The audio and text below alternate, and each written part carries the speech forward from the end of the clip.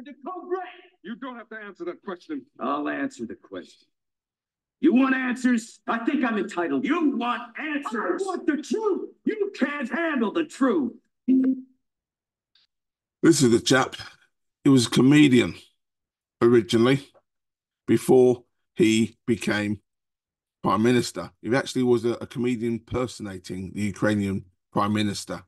And then he became prime minister with the full backing of an oligarch, Ukrainian, with suspect money and funds. So now he is the boss man. He's in charge of the Ukrainian military. His one most important goal, apart from the preservation, obviously, of his country, is to try and drag NATO into the war to defend his country. That's not going to happen. It's not going to happen. And a lot of people, both on the Russian side and Ukrainian side, are spilling blood over it. A lot of people have died over this war so far. We, in the meantime, are quite happy to supply arms to Ukraine to prolong the war, to sap the energy and the power of the Soviet Union, or rather of Russia. And we're happy to give our taxpayer-funded money to Ukraine. Carte blanche. We ourselves used to have the Lend-Lease with America, and it took us literally 50 years to pay that off. But with this, we're writing off funds, billions of pounds, to help prolong this war with its inevitable conclusion. And that inevitable conclusion, as we know, is Soviet takeover of Ukraine. And they will win, ultimately, because they've got the manpower, they've got the determination. Rule number one in war is motivation. Now, what is our strategy in regards to this Ukrainian war? Our strategy can best be defined as a quote from the Vietnam War, to paraphrase Peter Arnett: it became necessary to destroy Ukraine in order to save it. Now, this is the chap, General Sanders, who feels that if that fails, we as a nation should prepare ourselves for war, because he's realized that we've gotten in a bit too deep in where we're going, and he feels that we as a nation should prepare for war, possibly against Russia. Now, this against the backdrop of our current failure in recruitment. Anyone who's in the military can see some of the problems with this advertisement, and those who are not in the military can see it also. I, for one, guy in the middle, needs that tash shaven, okay? Snowflakes, selfie addicts, binge gamers. Your army needs you and your drive and your confidence and your compassion. Great stuff. You see, we are under attack as a nation. That is clear. That is absolutely clear. We are under attack as a nation. And I think that the Chinese, possibly the Chinese, maybe Russia, they've been playing the long game. And that long game is to subvert over a period of time. Not 3 or 5 years like we in the West like to think, but maybe over a few generations. But over a few generations, it'd just be easy. You just kick the door down and the whole edifice will fall in. Now, how does that work? It works on two fronts. It is working on two fronts. It's working on the woke side, where we are, people putting people in positions of power simply as a tick box exercise of diversity and inclusion, where we just, people who, they're just there because they need to be there to show a reflection of the diversity of tick boxing. And part of that involves lies, subtle lies. As I mentioned before, in the old George Orwellian book, 1984, where we have doublethink, where we can think two simultaneous things which contradict each other, each to be true whenever it is we want them to be true. One of them is the warrior, woman warrior. Okay. Myself personally, I think women can play an important role in the military, but I would recommend it would be in supportive role, logistical roles, rather than straight combat forces, combat fighting hand to hand. That's my view. Okay. Of course, Hollywood would like to sort of change that perception in its forceful propagation of equality, meaning exactly the same, when it isn't exactly the same. There are differences between us, and those differences are for the positive, because nature, evolution has actually created those differences for reasons. And it's up to us to exploit those differences to make them to our advantage. But when you have this homogenous sort of idea that anything you can do, I can do better, doesn't work out. So you have this ridiculous situation where people are actually wearing, so you've got the guy to the left, the guy to the right wearing camouflage screen, and she is also wearing camouflage, but love paint as opposed to war paint. Okay? It's not good. It's ridiculous.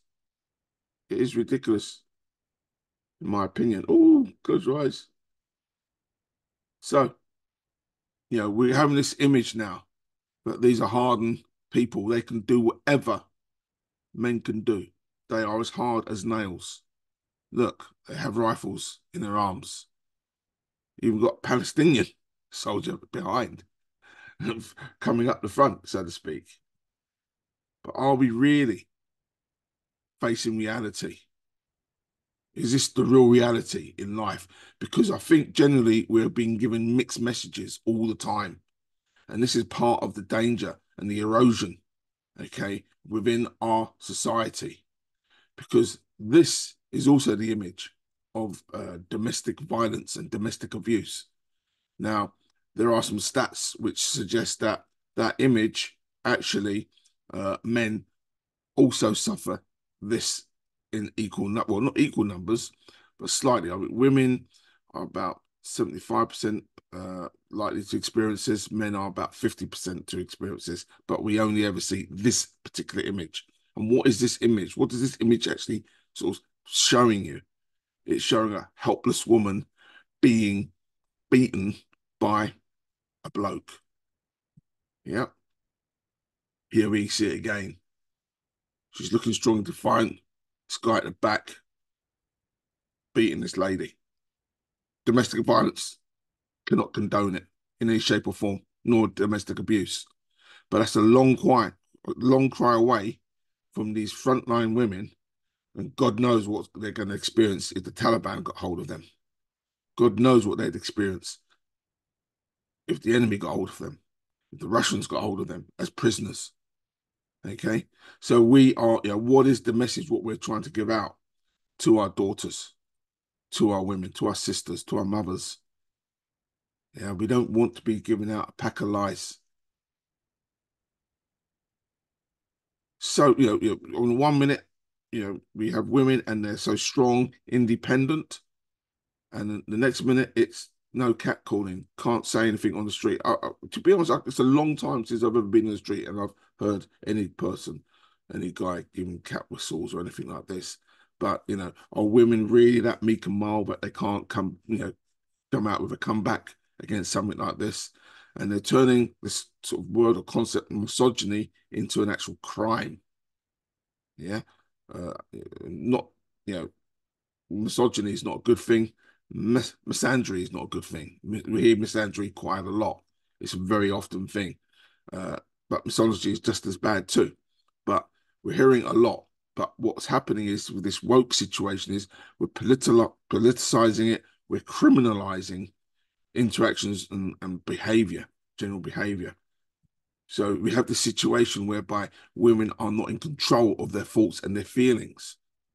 And, if they, at one point decide that they want to be and sleep with some guy and then the next morning they wake up and for whatever reason, maybe they had a boyfriend at the time, they feel embarrassed about that, or maybe they just, they were drunk, and they've woken up, they sobered up, and they felt like, you know what, I don't like this guy, and they can make any accusations, whatever.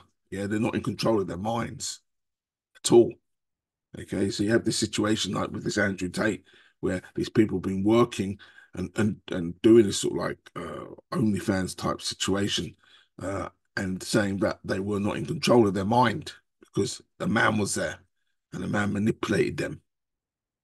It wasn't manipulated by the man, by all means. It's usually the money and the potential opportunity, and which the man has organised it for.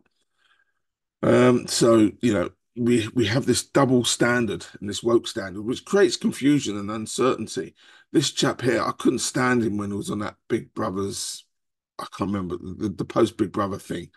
Russell Brand, he was all over the place. It was like, oh, so annoying. But it was interesting to see how women were falling all over to be with this chap, all over him, no problem whatsoever. And then as soon as he's been put in the frame, he's talking something, say, about the establishment, then all accusations are coming out. That's the way they do it. This chap here, anyone what we don't want, we try to get rid of. Anyone who throws a candle to what is going on, what is really going on, okay, we need, or they need, to try and get them eliminated. And this wokeism continues. We have this question, what is a woman? How stupid, how stupid a situation. How could a statement like that be controversial? And yet it is. Not only is it is, I mean, the rot, what we have within our society is so strong and at such high places, but we've got a chap like this who is possibly contending to become the next prime minister, who feels awkward, embarrassed about answering a very simple question like that, because it's the lies in the person's head. He knows the answer to the question, but he's thinking about his voter base. His voter base is more important than reality. This is how bad it is. This is a guy who would have to decide if the Argentinians took the Falklands, whether or not, do you think, he would have the guts and the courage in order to do that, to send out a fleet to recapture the Falklands? I don't think so. I don't think so at all. This man, in my opinion, if he becomes prime minister, the acceleration of the disintegration of this country will be at a rapid pace. Some people accuse Tony Blair as being the starting instigator. I'm not sure. He did get us into wars which were dodgy, but this guy, for certain, is going to accelerate the decline of Britain, in my opinion, in regards to that woke message, because he cannot stand up and put his foot down on reality. And we have problems.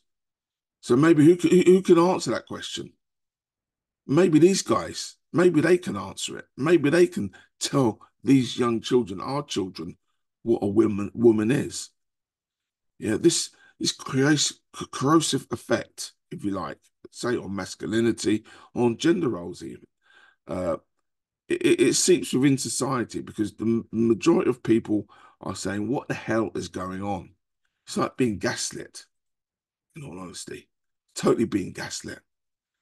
People just turn around, failed athletes who can't compete in an equal situation, then decide that they're going to, change their gender so they can compete and start winning races and getting nice prizes, when they're really, we know it's cheating. We know it's cheating. And then that sort of erosion and corrosive effect seeps its way down into the very fabric within our society. So you have the Church of England falling for this and going into this, and which is attacking the morality and the morals and the fibre of this country. And there's no pushback. There's very little pushback with it. These are the attacks. These are the threats which are going on within this country, in my opinion, more so than Russia. And any threat what Russia has to pose is nowhere near as bad as the threat in which we're seeing here at the moment. They say it come from America and it's spread over, and it does start within the universities at the tops, and it proliferates and permeates throughout society. This chap here, Calvin Robinson, he started to push back. Highly recommend his talk about argument against gay marriage. The talk was good because it was the only voice which was pushing back on that. The issue is that the church itself is complicit in this woke ideology, this rotting, this corrosion, this insidious undermining of British values, British ideas and traditions, which have gone back hundreds, almost thousands of years, to undermine that and replace it with what? Who knows? Then we had this recent situation when we found out about this chap who put the acid in the woman's face and used the baby as a rugby ball, who had sort of been signed off as a converted Christian simply for immigration purposes. It's a total undermining of our belief system, of our reality, and it's just been pushed forward, pushed forward. This is creating a danger zone. But that is the one prong. They say the Zulus, when they beat the English in Adawan, in South Africa, they acted like a bull with horns, yeah, and either horn, either side, and then the main one through the middle. Well, that the wokeism is the left side of the horns of the bull, if you like, in terms of creation. The next side is a side which worth getting into. Now, this chap, a lot of people held this chap up at Enoch Powell as a hero. Certainly, he was an amazing chap. He was the youngest professor of Oxford.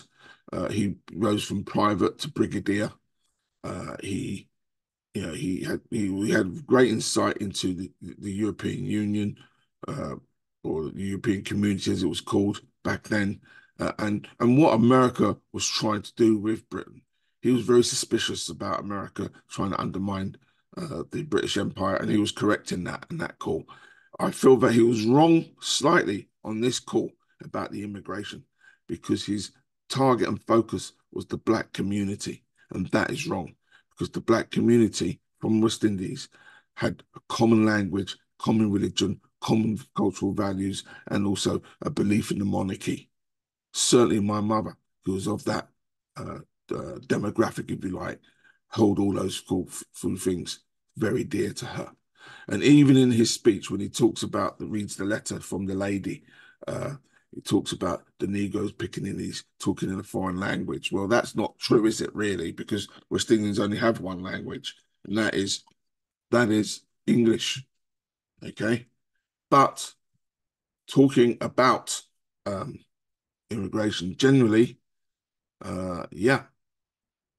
he's quite accurate in that regard. But a few years later, when this happened, the Brixton riots occurred. Those riots weren't about trying to overthrow British society. Those riots were the fact that black people were not treated as equals. Okay, that's what their complaint was. The police were harassing them under the sus laws. They were stopping them all the time. And this is before the knife crime epidemic. They were stopping, and black people decided that they were going to rise up, and the fight was against the police generally, and that was recognised in the report. Scarman, I think it was, report. Because overall, the black community, especially in London, was getting on. They shared, with the ska music, with the skinheads, etc. Black community respected white community. And the question was about integrating and wanting to integrate, whether they were integrating. So much so that this chap here had a great record, Cockney translation. Highly recommend it. Google it. Look at it. It's about integration, mixing of the culture, and a celebration of that. Now, here's a picture. The face of that individual, he reminds me of the people, the Asian people I used to know when I used to go to school. We got on like a house on fire. And I'm talking about in the 70s, really, 60s, 70s. There was blacks, whites, Irish, obviously, Italians, Jewish, and we all used to get on at school. There was no division. I never even heard the word Muslim, to be honest, when I was in school. He very much reminds me of the Asian friends who I had when I went to school. And they were as Cockney as pie. And I suppose a lot of people up north, they were as Yorkshire as pie. And they had those same type of value systems, which they felt. Now, here's a story, what happened to me some time back, but maybe about 5 years ago. I had a new neighbor across the road from me. And he had a wife. His wife was dressed like this. And I happened to notice outside my, as I looked out the window, that the lady with her child had been locked out of her accommodation. And so she was standing around and it was sort of raining. And so I said to my wife, look, why don't you invite the lady in, because it's raining. Obviously she's locked outside, or she hasn't got the key. It's better that she comes in out of the wet. So my wife went across the road and spoke to this lady, and she said, well, she would like to come, but she can't come because there's a man in the house, which I thought was a bit off. I'm like, here I am trying to be hospitable, acting as a host, and she's telling me, no, she's not going to come in because the man's in the house. Well, I took that as an excuse to go to the pub, and I went off to the pub. When I came back, my wife told me at the time that the woman was actually Asian British. She was from Yorkshire. She'd never been to Pakistan or wherever. She was British, Yorkshire woman. I was shocked. I was so surprised. And the reason why I was surprised was because I think back to my friends who I went to school with. Those Asian guys, they dressed like me. Even their girls dressed Western-wise. And I was thinking to myself that that woman would have been the daughter of one of my friends. And I could not imagine why the daughter of one of my friends would be walking around like this in a burqa, because that was not how my friends were. The only major difference of my Asian friends between white, black, or Asians, or Irish, was the fact that they would prefer to be in the cricket team than in the football team, or in the badminton team rather than the football or the rugby team than the rugby team. That seemed to be their preference. So that was something. I was trying to get my head around what had happened within British society, that something which is so alien to British culture was being accepted and embraced with our community, British, within our community. What was going on? So that brings us to the next element, which is the wokeism. This is that bridge between wokeism and so-called phobias, Islamophobias. Yeah, and note the colors below.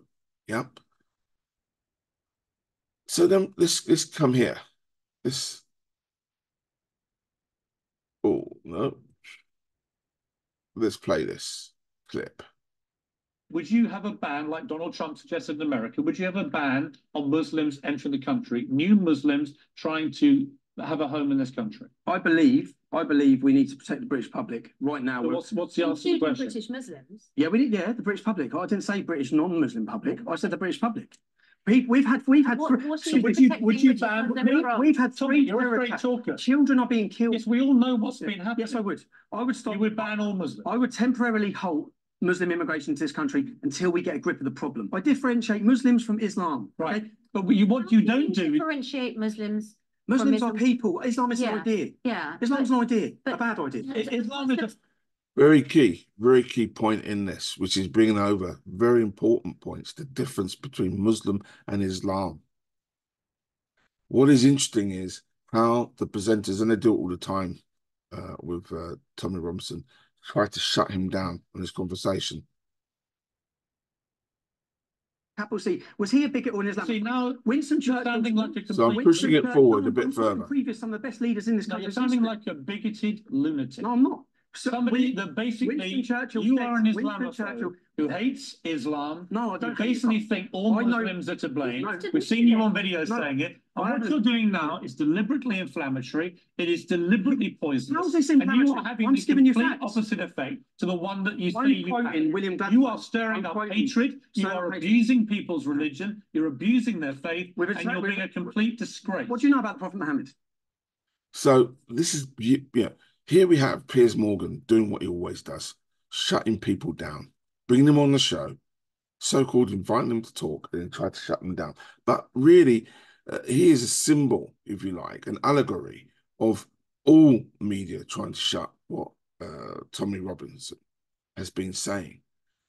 Tommy Robinson's picking up that Quran, and I just want to go over this because I do find it quite funny what he does here. Flouncing the Quran around in This your hand book is in the that reason. disgraceful manner. This book is outrageous. this book is the reason we're in such a mess. No. That's a reality. No, we're in this mess because people take Islam, they are terrorists, and they abuse the nature of Islam And you know the that- wording of Islam, you know and that- they perpetrate evil, and it is completely wrong. And you know that For you how- to try and claim that the And you know that vast how- majority of Muslims who are decent, law-abiding people, to try and abuse and mock their faith and their holy book is an outrage. And They're we're holy, gonna but put- when you talk, and okay, so Tommy Robinson, I'm when gonna you say So what we have here is imams are literally Piers Morgan was petrified.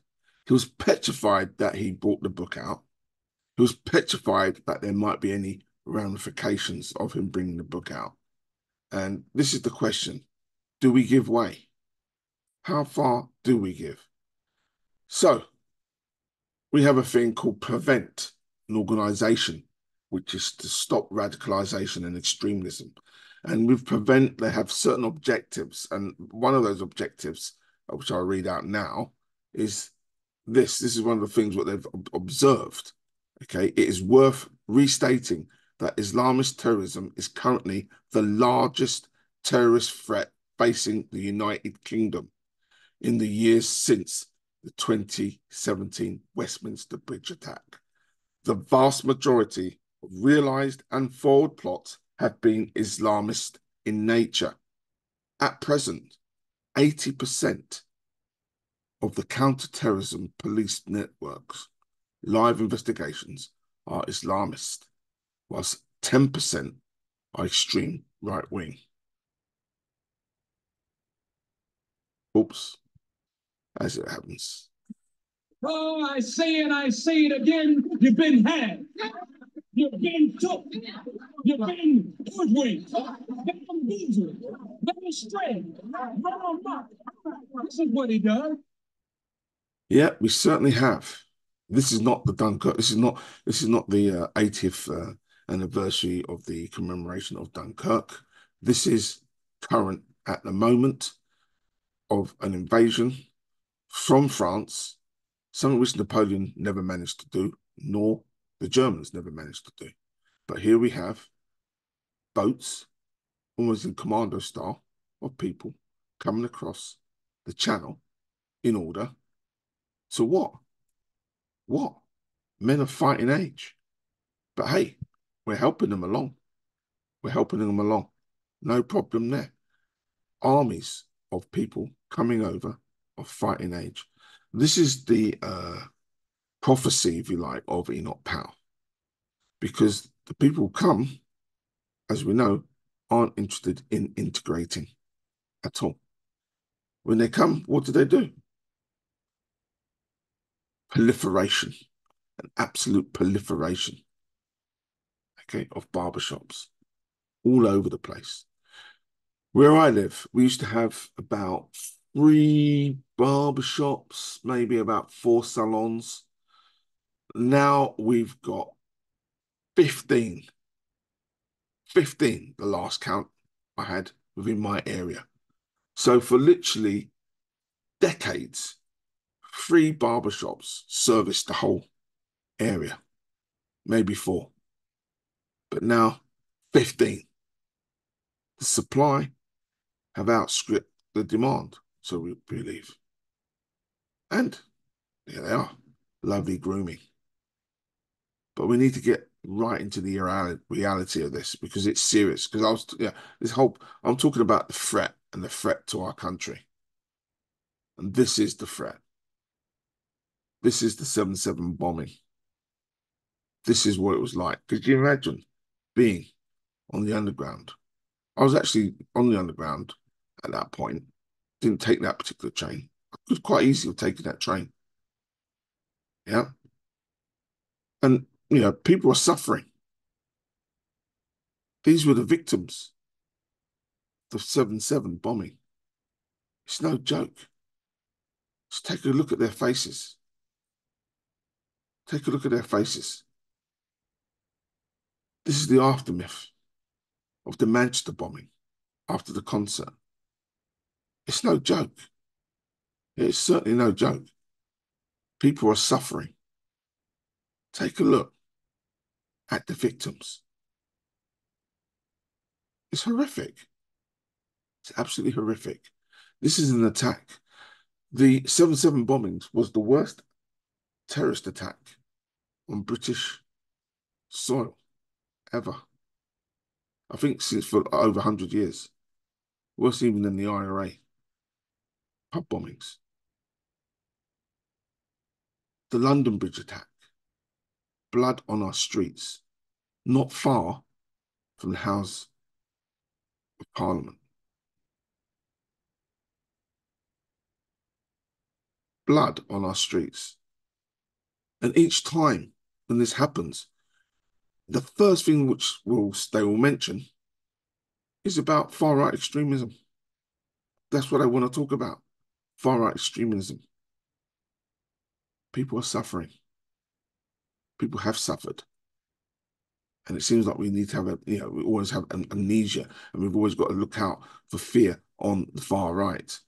But I recommend all of you to have a look at the Prevent report, what talks about radicalisation and how the focus is always on the far right. And we take our foot off the pedal on extremist Islamic fundamentalism. And there's only one lone voice, which I think we could say in Union, which actually talks about this. There are a couple of others, Douglas Murray, for example. Once again, there are victims and they're suffering in this. This is the London Bridge assailant, or the one in Borough Market. Yeah. The terrorist attack in Borough Market, where we're seeing police on our streets, security tightened up. Once again, these are the victims. But let me tell you something about the victims.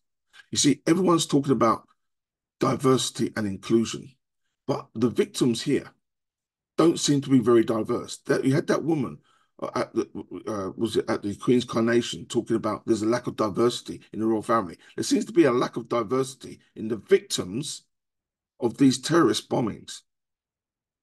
That is a lack of diversity, and that's not spoken about. So here we have this situation with Palestine, something that's got nothing to do with our country at all. And who's funding this? Where's the money coming from? Yeah, we can see the cenotaph. Cenotaph wasn't built for this. It wasn't built for this. The cenotaph was built for people who are patriotic towards our country and saving our traditions, our culture, our traditions, our morality, Christian world. That's what the sacrifice was for. It wasn't about a squabble somewhere else. But what is it? These are the key narratives, if you like, of the Islamists. This is Prevent again. This is Prevent what they've listed as one of the prominent features of their narratives, commanding that their Islamic faith is placed at the center of an individual's identity and must govern all social and political thinking, portraying Muslim communities as under constant attack, both globally and at home, and often uniquely targeted in comparison to other religious communities, stirring up undue sense of alarm, resentment, and anger, campaigning for the oppressed, Palestine, characterizing Islamist extremists who have been sanctioned by the state, such as those charged under terrorism legislation, as religious freedom vehicles who have been targeted as a result of their faith, i.e. evidence, bullet point 2, whatever, insisting that society in part or as a whole adhere to Islamic principles, the neglect of which reveals an intrinsic anti-Muslim prejudice in British society. For some groups, this narrative is used to rationalize the need for a united Islamic state or promoting conspiratorial theories that have abroad as claims about the government itself, changing orthodox or state-driven narratives around terrorist attacks or targeted towards specific communities, conspiracies in relation to Jews, justifying violent activities. So, this is all there, if you like. This is all what this is the game plan. This is the game plan which is going on here. You've got this wokeism, which is like the bombardment, if you like, softening up the British population to the second prong, which is this. Week after week, you got this.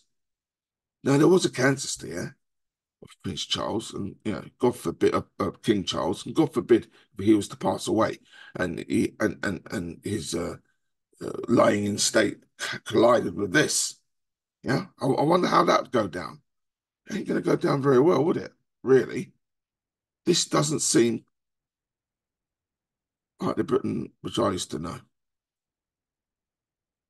To prevent recommendations, improve understanding of blasphemy as a part of the wider Islamist threat, because we're hearing it a lot now.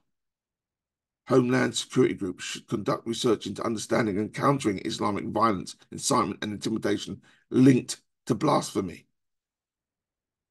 Or explore the prevalence of anti-Semitism in channel cases, i.e. people crossing the channel. So here we go. You can't talk about it. The use, we all remember Monty Python's Life of Brian. Could you imagine if they'd done, Life of Ahmed or Life of Muhammad? That isn't going to be happening anytime soon in this country. In fact, it'll probably be banned now, that idea of having a film, Life of Muhammad, because such is the wokeism which has surrounded and circumvented our thought processes. But we would, like sleepwalking, say that shouldn't be done. Shouldn't be done. So we have this situation in Batley Grammar School where there was a teacher who's actually on the run. The teacher is on the run because he dared to show cartoons. And the state isn't stamping out on this. No teacher should be hiding about teaching in a classroom at all. At all. Shouldn't be done. These are the poor children of a school who has been under assault recently. It was in the news. Bartley School. Because a chap came to school wearing Palestinian badge and stuff like that, and they politicized it. Those very children, weren't allowed to attend school. They had to stay at home. Why should they suffer about this? What is the impression that they have, these young children, about this outside their school? We're having this all the time. And then we've got this situation, if you like, of the two-tier policing, whereby, these chaps can do whatever they want, shout whatever they want, and there's no problem. They're going on our monuments, our war dead, jumping all over them, and the police are asking politely if they could get down. Now, this is the Royal Artillery War Memorial, and I tell you now, it really grates me, and it makes me feel bad, and it makes me feel intimidated. I know a lot of Jewish people are feeling bad and intimidated about this, but the police, it doesn't matter about your feelings and whether you feel intimidated. It doesn't matter at all. You know? So look at this.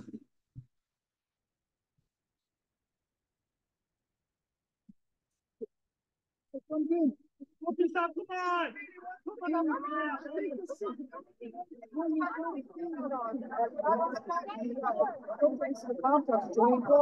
Just in case anything happens here, that's why I have why do you want to join us? If I wasn't in the uniform, I'd be from Allah, Iran. Yeah? From Iran? Iran? You should be joining us.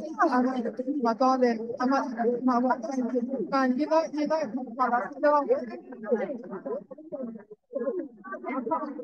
and all modern other fucking okay. Right, but I've got you here, and I've got you in my friend.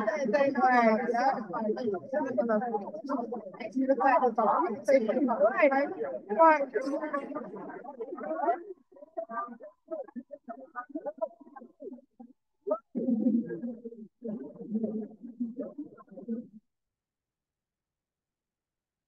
Really?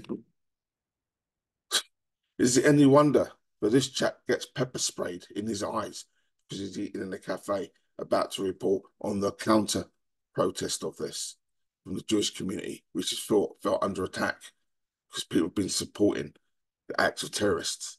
This chap is in a cafe, he gets pepper sprayed in his eyes. Is it any wonder when you see the police officers themselves cheering and chanting with these people? The police, you know, when I used to be in the army, and a lot of my friends who left the army around the same time we joined the police force. But one of the reasons why I couldn't join the police force was because I felt it was political, and that was jonks ago. Now the police force is highly political and politicized, and they're rogue. Some people say it's because they're recruiting people just from university or mainly from university. I don't know. I don't know what it is, where they believe in. But if they feel that they can do this, and then they're coaching down politely, people come off our war memorials, no problem, no consequences, 0 arrests, and they're singing free, free Palestine. It's no joke. And now the chickens have come home to roost. Ooh. Because our politicians have now been threatened. The political process is being interfered with. People being killed in their own offices when they're trying to meet constituents. I mean, even when this Tommy Robinson was doing his political activities, someone thought it was a great idea to throw a milkshake over him. Nigel Farage, yet again, milkshake over him. And I do recall, what's her name? That brand, I can't remember the lady, fat lady. I can't remember her name now. Was saying, oh, she wished it was acid. She wished it was acid. Acid is used in the weapon, if you like, of some of the people coming over into his country for honor crimes. And she said that on television, and there was no sanction against her for doing it. But the people who do speak up against that second horn of the ball attacking the British establishment, unfortunately, they're not that greatly united. This chap here, what can I say? He's not going to be chatting with Tommy Robinson anytime soon. And this is one of the reasons, this is the part of the reason. This is the predominant reason, if you like. Because you see this chap here, this is a class issue. The reason why Tommy Robinson or people who follow Tommy Robinson are ensconced and avoided like the plague, if you like, by the middle classes is because of the class system within the class system within our country. It is deep, very deep indeed. I'm going to read out a passage. I don't recommend reading the book, but this passage I read in a book from David Smith, Left and Right in the 20th Century Europe. And then there was a quote, and I'm going to read it out anyway, which really caught my eye years ago because it's so accurate about one of the problems we have in our society. I'm going to read it out.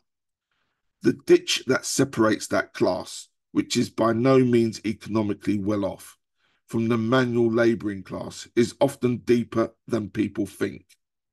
The reason for this division, which we may almost call enmity, lies in the fear that dominates a social group, which has only just risen above the level of the manual labourer.